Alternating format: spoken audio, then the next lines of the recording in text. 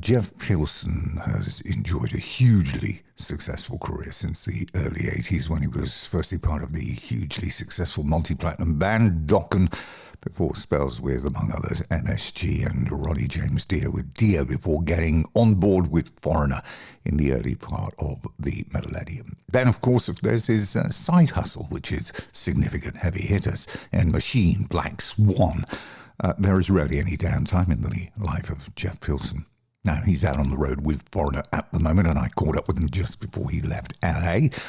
But before we get there, let's take a listen to some live Foreigner. They've got a new album coming out. It's called The Best of Four Live. It was recorded in Atlantic City a few years ago. And pretty much like every other Foreigner offering, it's flawless, really. So here is a bit of live Foreigner, and one of the tracks maybe you don't actually hear that often. You've just finished the Vegas residency, and the one thing I want to mention here is you set up a fundraising program at the start of this, and you raised over $100,000 the run for the Ukrainian Relief Fund. We did indeed, and we're very, very, very proud of that and excited to have done that. Now, the Vegas residency itself, you've got the best of four recorded, which is coming out in the next few days over here. Was it recorded in Atlantic City? No, it was recorded in Atlantic City. Yeah, that would have been record time for releasing a record. Yeah. if that was the live show. No, these were recorded at a shows that we did specifically for Foreigner 4. So yes, they were done in Atlantic City. Great versions of the songs. Hard to hear them recorded in other places. And if you couldn't be at the Vegas residency where we did feature the Foreigner 4 stuff, you wouldn't have another chance to hear it for a while. So glad we can make it available to people. I think they're going to be really excited when they hear that. And it's just a great listen. Now tell me, you're about to embark on the UK tour with Whitesnake. Now, there's going to be a really, really good atmosphere, partly due to the fact this is DC's last tour over here. There's obviously a great, great affection for them and you. So combining those two things together, we should have a really special atmosphere. Yeah, plus Europe is opening, and come on, what a show. Talk about a three-band extravaganza. We know them all very, very well. We're actually quite close with most of the guys in Whitesnake, so it's a real great pairing. It's going to be a lot of fun, and man, what a lot of great music. There's a great story with you and your first coming into contact with this band. This is 26 years before you joined them. We're in 1978, no mobile phones or internet. And there was a specific keyboard that you and your band, Christmas wasn't it, had at the time, a Mellotron. Now, how did this all pan out then? Well, it panned out because I was at the time, so this was, summer of 78. I was in this band, Christmas, which was a progressive band. You remember progressive rock, Yes, Genesis, ELP, all that stuff. So we were very much one of those bands. And back then you had to have a Mellotron. If you were going to be a legit prog band, you had to have a Mellotron. Or at least we felt that way. So we were buying one and we were making time payments on it to a music store in Seattle. Well, what happened was Foreigner had landed in Seattle, and for some reason, their Mellotron had broken. They are notoriously fickle little mechanical devices, so it's not surprising. So they called around and they found a music store that had it, but of course it was being bought on time payments. So the music store called me up and they said, "Hey, what do you think? Foreigner wants to rent your Mellotron." We're like, "Yeah, go for it." And so when I went to the show of Foreigner renting the Mellotron, I walked into the stadium as they were playing Cold as Ice with the Mellotron. It was amazing. The real connection here is Foreigner represented hard rock, but done with these big, huge choruses, which of course is considered commercial. So a lot of the critics then took Foreigner to be a commercial band, and I think they focused on that rather than just the fact that Foreigner had these great songs. And what a great system with this hard grooving rock, but with these really melodic big choruses, power singer, and a rock guitar player. What a great combo. And I mean, Mick Jones, of course, had a considerable history and had known the likes of Jeff Beck and Eric Clapton. They'd all mixed in the same circles. Well, that Clapton, Page, Mick, and Beck are all from the same part of London. I did want to mention Ian MacDonald, who was one of the co-founders who co-founded King Crimson as well as Foreigner. He sadly passed away recently, didn't he? Yes, he did, and we're still very sad about that and upset. Yeah, Ian was great, man. Really talented man and a really good man with a heart of gold. Just a great person. Like I say, fabulously talented. Very, very instrumental in the formation of both King Crimson and Foreigner. And yeah, we're going to miss him for a very, very long time. Now, tell me, what is the current situation with Mick? Is he going to be on this tour to take some part, or? Yeah, no, he will. I think he's going to do most, if not all, of the shows, certainly in the UK and probably even in Europe as well. He loves coming to Europe. So, yes, Mick will be there. It's all part of the crazy festive celebration that's coming. Now, 9 albums so far from Foreigner, studio albums these are, which, when you consider how long they've been in existence, it isn't a lot. Now, you've mentioned there've been various quotes attributed to you saying about, potential new music, and, you were involved with Can't Slow Down as well, which was the last album, which was extremely well received at the time as well, which surprised a lot of people that there'd been nothing else since. So what's the situation surrounding that? Well, the situation is, to do an entire record is next to impossible these days, because really this organization is built around touring now. That's just the reality of the music business. So to drop anchor and just record a record and take a year and a half off, because let's face it, a Foreigner record has to be done to very high standards. So we can't do that at this point. So what we will do is we will just try and finish up. There are songs in the pipeline. And so we just want to, as we feel them, finish them up, do them correctly, and probably just either release singular songs, or if we do like a package situation, put a couple on there and give that as an incentive for getting the new package. Your first tour, do you remember your first tour with Foreigner? No, if I'm right, the first one that played the UK, that is, was back in 2007? The UK, I think Glasgow was your first stop, wasn't it? Before Shepherd's Bush Empire. I remember playing Shepherd's Bush. I remember playing that tour. I just don't remember whether that was the first or not. But that sounds correct. I know we went to Europe in 2006 because we did the Bang Your Head festival, but maybe we didn't hit the UK. I don't remember.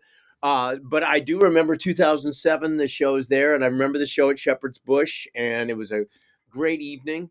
Because I remember, Chris Squire came, the bass player from Yes, who was my absolute idol growing up. And, getting to hang with him was really a great experience. So, yeah, I remember coming there in 2007. Now, it was in that month that Mick, I mean, it was listed as Foreigner, but I wasn't there, so I don't know who actually was involved. But they were on the bill of the Led Zeppelin gig at the O2 back in December 10th, 2007. Were you there? Oh, yeah, absolutely. Absolutely. Yeah, that was a really magical show. We got to open for Led Zeppelin. Pretty cool. And there aren't too many people that can say, what was it like, though, being around that sort of maelstrom of activity from the world's press? I mean, everybody wanted to be there. Yeah. And it was just 20,000 people. What was it like being in the circus? Well, remember the internet actually shut down for several hours because there was 2 million demands for 20,000 tickets. Yeah, it was pretty crazy. It was amazing. And it was And the thing that really made it great for me is at the end of the day, Zeppelin really delivered. They came out there, they were focused, and they were determined. You know, they had had some bad experiences regrouping in years before that.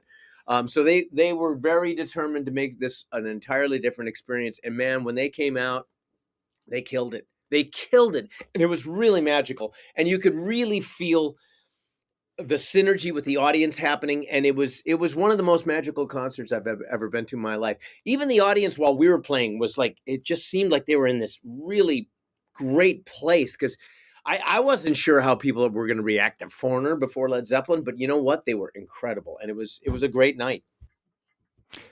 Great night for Jason Bonham back then as well. But he was in Foreigner when you first appeared in the Foreigner band Hmm. for that benefit gig back in 2004, wasn't he? Yes, yeah. Jason was technically still in the band when he did the Zeppelin show, although he didn't play with us that night. He just played with Zeppelin, obviously.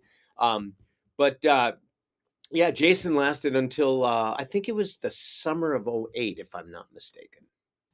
Now, what about your relationship with the UK over the years as well? Because in a number of bands, I mean, in particular, obviously, Dokken, you had many gigs over here with them. In primarily, I think it was in support of AC/DC. Was that the first time you played the UK? I know we came to England. Well, we actually did our Into the Fire video in London in '84. So that was Dawkins' first time going to London, although we didn't do a show there. I believe the first time we played London was in '86 with Accept. I believe we did Hammersmith with Accept. Ah, yeah, you're spot on. Actually, wasn't it called the Metal Battle Tour? I don't remember that, but I trust you. Yeah, it was. That's right. That's right. The first UK date it actually was in Edinburgh. You did the Metal Battle Tour with Accept. I can't think at that time of two bands who were as polar opposite as you and them. Yeah, but strangely enough, it was a great bill, because it was still rocking. I mean, it was an amazing show. We were huge Accept fans, so for us, it was really fun playing with them. We loved the guys, and we loved I mean, they were if you've never seen Accept, amazing band live, just tight and grooving. When you look back at the 80s, and let's be honest, it was an amazing era. When you look back at some of the excesses and the antics, does it give you a smile, or do you just think, I can't believe we did that? Oh, it's a little of both. I mean, I definitely smile about it, and then the grown up part of me says, "Whoa, I can't believe we did that stuff." But you know what? It was like part of my youth, and I was having a damn good time while it was happening. I'll tell you that. You toured with Aerosmith when they'd just become sober, which must have been slightly disconcerting. Well, we certainly weren't sober at the time. I am now, but I was not at the time. And you know what? They were actually very cool to us, because they knew, they didn't want they didn't want to see any alcohol or anything, but they knew we were having it. It's just we tried to be cool for them, and they were cool all the way around. But it was interesting watching them and having talks, and then talking in later years to them about sobriety and stuff, and the fact that those were their first sober shows. That was really tough for them. They had to make that adjustment, but once they did, man, you could see the progress during the course of the tour. They started off a little on the shy side, and by a few weeks into the tour, they were full on Aerosmith again. It was pretty cool. Now, you were within touching distance of standing alongside the behemoths of 80s rock, and it wasn't the music that denied you ultimately, as with many others throughout rock and roll history. It was the relationships in the band that really caused it to combust. Now, looking back, does it actually anger you that you weren't able to just get in a room, hammer out your differences, and come out with a singular objective, and then just get back to work becoming the biggest rock band of the time? You know what? Anger is a little part of it, sure. Um, it is a bit of a regret that we behaved the way we did, and that the band turned out the way it did. Um, but I also have the benefit of looking at it with a lot of hindsight and a lot of other vision as well. And the way I kind of view it is, the thing is, I'm very happy now. I love my life. I love my family. I love the way my life has gone. I love what I'm doing. So do I know for sure that I would have had this life? Would I have cleaned my life up a little bit? I don't know. So there's a lot of questions there. So as much as, yeah, there's some anger, and yeah, there is, I guess it's regret. But it's kind of balanced out by a very clear recognition of where I'm at, and a gratefulness for that. I have to say, when you go back and you listen to a collection, a catalogue of the music from this era, and I've been listening to lots of your related product throughout the course of today, before we spoke, from Foreigner, Dokken, Black Swan, the whole lot.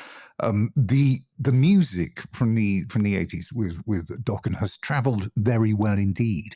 You listen to it now, and people who may have dismissed it years ago, I've seen doing this reappraisal and saying, "Hey, we ought to take you take another look at this and another listen to this. This is really very good."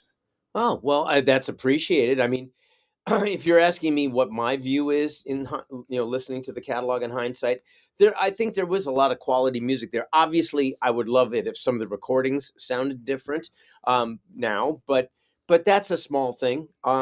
Song wise, and writing wise, and performance wise, yeah, we had something pretty special, and I think it stood the test of time, and I'm very proud of that.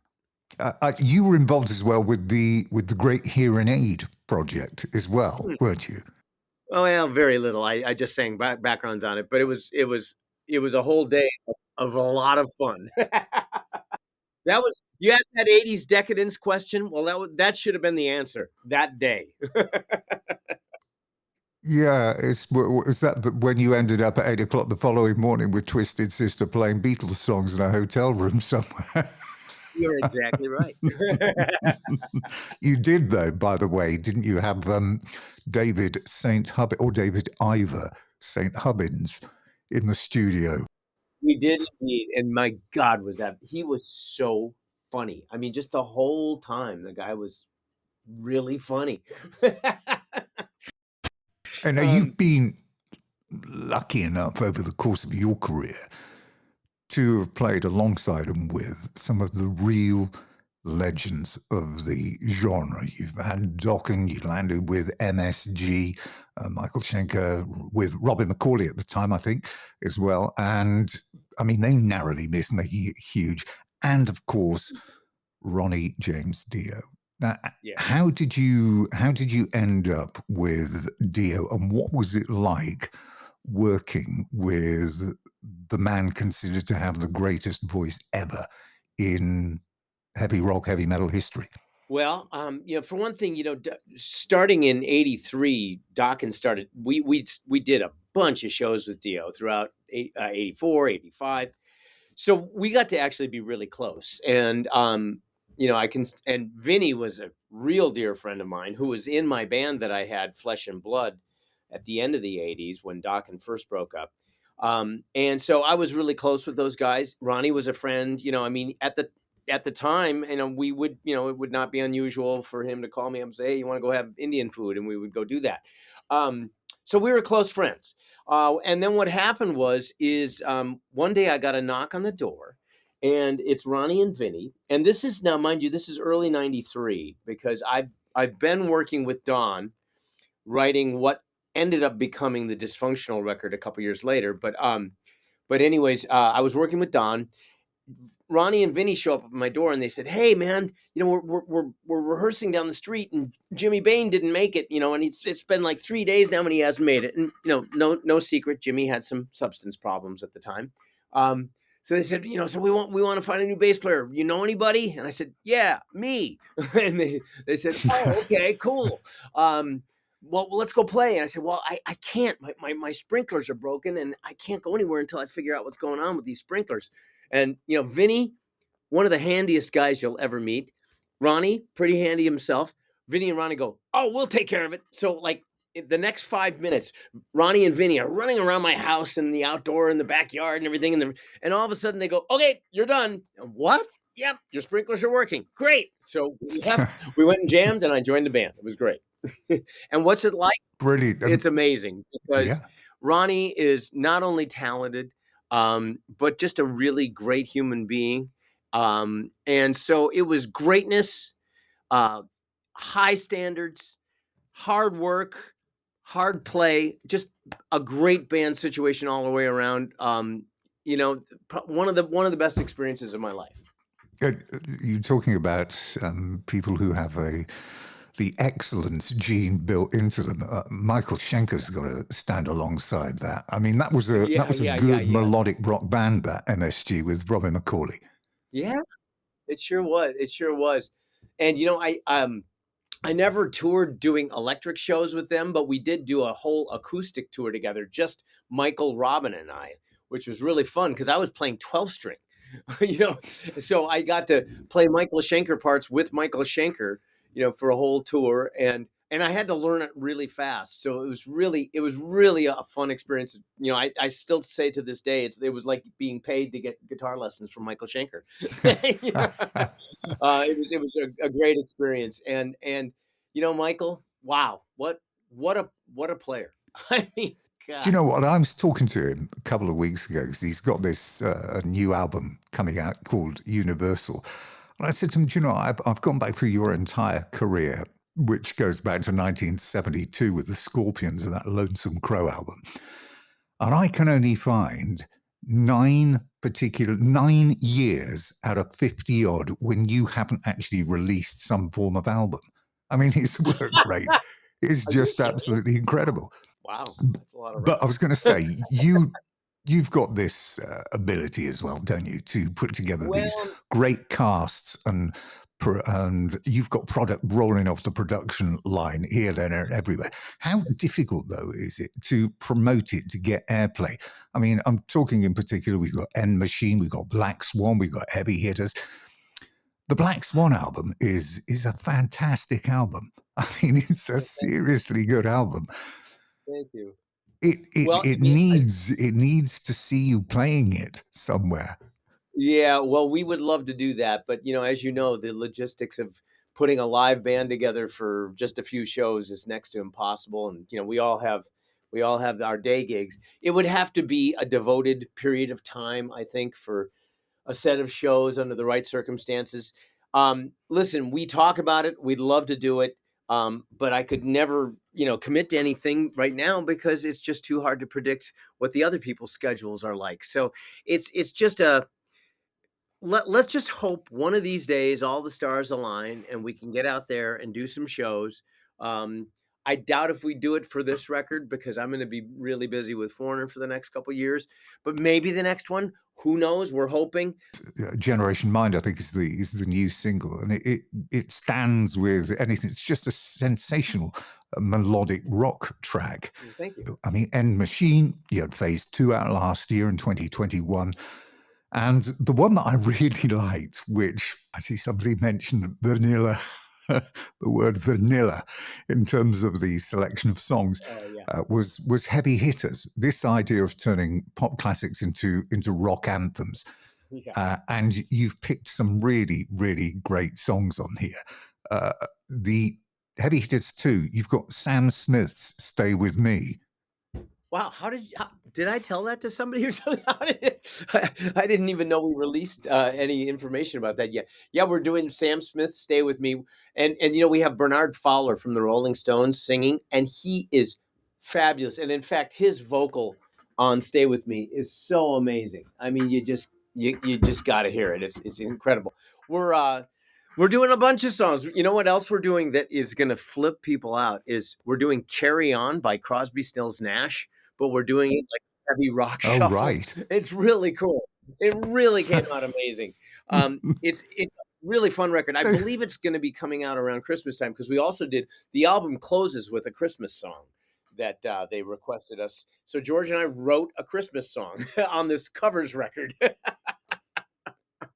But I just wondered how you came to make the song selection. I mean, is it you and George sitting in a room with a couple of beers thinking, right, let's just press random on Spotify? It's not far from that. We basically, we start off with a few texts where we think of songs, and then we'll get together and we'll make a list, and we'll contact Brian at the record label and see what he thinks. And it's just a collaborative decision making process. We make a huge list and then we narrow it down, and then we start working on them. And if sometimes they don't work, and when they do work, then we go and finish it. So pretty Is much that simple. There's usually a tranche of quotes regarding getting back together and doing something with as much as the original Dokken lineup as you can get. Is that off the table in terms of discussion, or is it something that's still there and relationships have thawed and people are getting on now and it's something that you could visit again? I think it's always a possibility. I mean, certainly the relationships have thawed. We're in, we contact one another occasionally. We do have other business, and everything's good.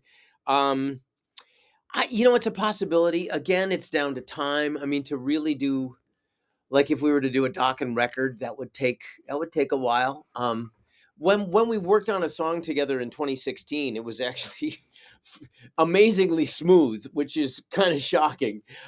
It was really easy. The song that we did. I mean, we just kind of let it happen, and it came out great. Um, so, I mean, it's always a possibility.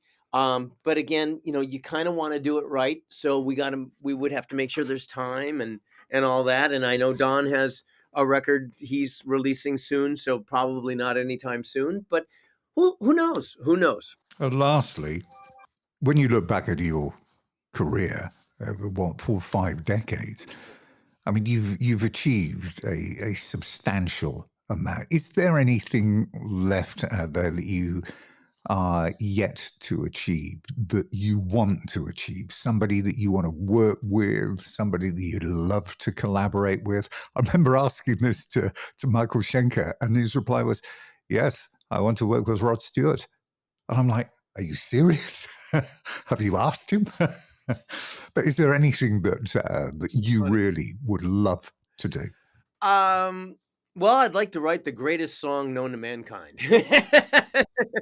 and and I think it's safe to say I can keep going on that one. That I got a ways to go on that. So plenty of ambition ahead for that. Yeah, I just want to get better and better at writing. I mean, seriously, it's that. I'll work with whomever. Like I say, I just want to get better and do what I do better and better.